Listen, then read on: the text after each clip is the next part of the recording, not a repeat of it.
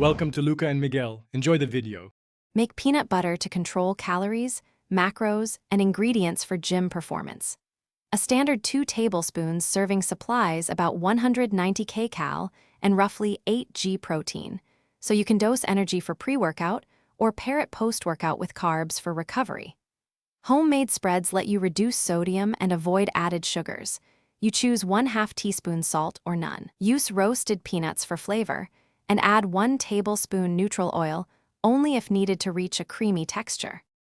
Start with 3 cups roasted, unsalted peanuts and place them in a food processor.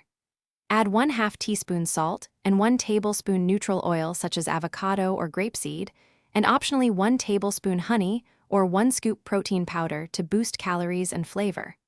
Blend on high for about 60 to 180 seconds, pausing twice to scrape the bowl so all peanuts emulsify evenly. Stop when the texture is creamy or leave slightly chunky for texture.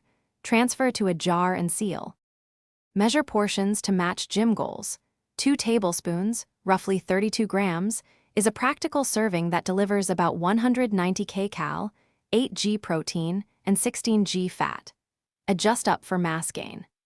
Eat peanut butter 30 to 60 minutes before training for sustained energy, or include it with a carbohydrate source like banana and oats after exercise to support recovery. Store homemade peanut butter in a sealed jar. Refrigerated, it keeps up to 8 weeks, or keep it.